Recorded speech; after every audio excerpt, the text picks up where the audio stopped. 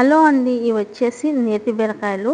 చాలా చిన్నవిగా చాలా బాగా అనిపించినాయి. అందులో ఈ చలికాలంలో ఇక్కడ కువైట్లో మాకైతే వెజిటేబుల్ అయితే ఫ్రెష్గా మంచిగా దొరుకుతాయి అన్నమాట. అందుకనేసి బాగుంటే తెచ్చాను. అలాగే నేతి బీరకాయ తీగూర అయితే చేస్తాను ఈరోజు. నా స్టైల్లో నేను ఎలా చేస్తానో మీకు చూపిస్తాను. చాలా బాగుంటుంది. చపాతీలో కానీ, లేదంటే రైస్లో కానీ, లేదంటే సంగట్లో కానీ చాలా బాగుంటుంది అన్నమాట.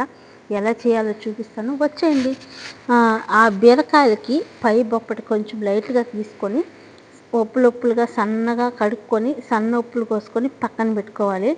ఆ తర్వాత ఒక బాణట్లు పెట్టుకొని దాంట్లో 1 స్పూన్ ఆయిల్ వేసి ఒక చిన్న కప్పు నిండా పల్లీలు వేయించి పక్కన పెట్టుకోవాలి. నూనెలో వేయించి పక్కన పెట్టుకుంటే అది పొడి కొడితే చాలా టేస్ట్ ఉంటుంది. అందుకనేసి నేను నూనెలో వేయించాను. ఇంకొంచెం ఆయిల్ వేసుకొని ఆవాలు, జీలకర్ర, అలాగే కొంచెం శనగపప్పు, అలాగే కొత్తిమీరకాయ, కరివేపాకు, వెల్లుల్లిపాయలు ఒక 5-6 మంచిగా ఉచ్చపచ్చ దంచి వేసుకోండి, చాలా బాగుంటుంది. ఆ తర్వాత అవన్నీ వేగినాక మంచిగా గోల్డెన్ కలర్ వచ్చేంత వరకు వేయించుకున్నాం కదా. ఇప్పుడు వేయించుకున్నాక మనం ఏదైతే కట్ చేసి ఇలా ఉప్పులు పక్కన పెట్టుకున్నామో బీరకాయ, అవి కూడా వేసేసుకొని మంచిగా కలుపుకొని 2-3 నిమిషాలు అలా వదిలేసామంటే కొంచెం మెత్తపడుతుంది. ఆ తర్వాత ఉప్పు, పసుపు వేసేసుకొని మంచిగా కలుపుకొని సిమ్లో మూత పెట్టి వదిలేసామంటే ఒక 10 నిమిషాలు వాటర్ అనేది మొత్తం వాటర్ వస్తుంది అన్నమాట. మనం ఎటువంటి వాటర్ యాడ్ చేయాల్సిన అవసరం లేదు. ఈ బీరకాయలోనే వాటర్ వస్తుంది, ఎందుకంటే ఇది కొంచెం నీరుకు సంబంధించింది కాబట్టి ఈ కాయలోనే వాటర్ వస్తుంది. మనం ఎటువంటి వాటర్ యాడ్ చేయాల్సిన అవసరం లేదు. చూసారు కదా ఎంత బాగా మంచిగా వాటర్ వచ్చిందో. ఇప్పుడు మళ్ళీ ఒక 2-3 నిమిషాలు కలుపుకొని మంట సిమ్లోనే పెట్టాలి. సిమ్లోనే పెడితే వాటర్ అనేది మంచిగా వస్తుంది. బీరకాయ కూడా భిన్న ఉడికిపోద్ది. ఇది ఎక్కువ టైం కూడా తీసుకోదు అనమాట.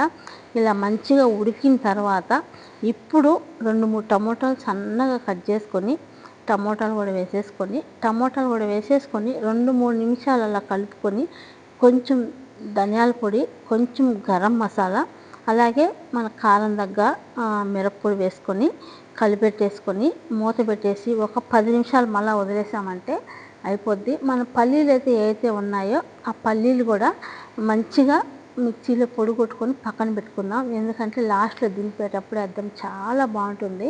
చూసారు కదా ఎంత వాటర్ వచ్చిందో. బీరకాయ అయితే కూడా చాలా మంచిగా ఉడికింది. అసలు ఇలా ఉడుకుతుంటేనే స్మెల్ చాలా బాగా వస్తుంది అనమాట. ఇప్పుడు పప్పుల పొడి ఏదైతే ఉందో ఆ పప్పుల పొడి కూడా వేసేసుకొని మిక్సీ కొట్టుకున్నాం కదా, అది కూడా వేసేసుకొని లాస్ట్లో దింపేటప్పుడు కొంచెం కొత్తిమీర వేసేసుకొని దింపేసుకోవడమే. చాలా బాగుంటుంది ఫ్రెండ్స్, మీరైతే ఖచ్చితంగా ట్రై చేయండి. చపాతీలో కానీ, లేదంటే సంగట్లో కానీ, రైసులో కానీ చాలా బాగుంటుంది అనమాట. చెప్పాల్సిన అవసరమే లేదు. బీరకాయ అంటే ఇష్టం లేని వాళ్ళు కూడా అంత బాగా తింటారు అనమాట. అలాగే ఇంకొకటి పచ్చి టమోటాలు, పచ్చిమిరపకాయ, చింతపండు వేసి రోటి పచ్చడి అయితే చేశాను, చాలా బాగుంటుంది. మీరు కూడా ఖచ్చితంగా ట్రై చేయండి. ఇది కూడా ఎలా చేయాలో చూపిస్తాను.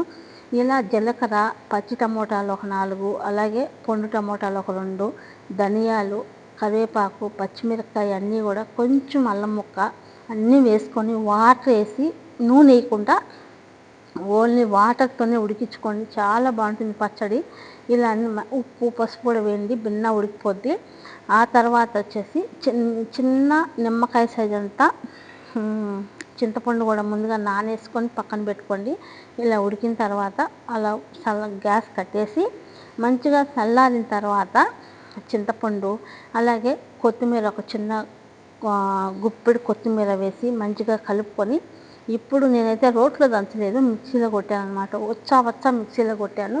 2-3 తెల్లపాయలు కూడా వేసి మిక్సీకి కొట్టండి. టేస్ట్ అంత బాగుంటుంది పచ్చడి. ఇది ఒక్కసారి చేసుకున్నారంటే మళ్ళీ చేసుకోవాలనిపిస్తుంది. దీంట్లోనే పచ్చి ఎర్రగడ్డ కోసి ఇలా ముక్కలుగా వేసుకోండి. అన్నంలో కలుపుకొని తింటుంటే ఆడాడ నోట్లో పళ్ళ కింద పడుతూ చాలా బాగుంటుంది అనమాట. నాకు చూస్తుంటే నోరు ఊరిపోతుంది, అంత బాగుంది. ప్లీజ్ ఫ్రెండ్స్, మీరు ఖచ్చితంగా ట్రై చేయండి. అలాగే వీడియో ఎలా అనిపించిందో ప్లీజ్ లైక్ చేసి మన ఛానల్ సబ్స్క్రైబ్ చేయండి. బాయ్.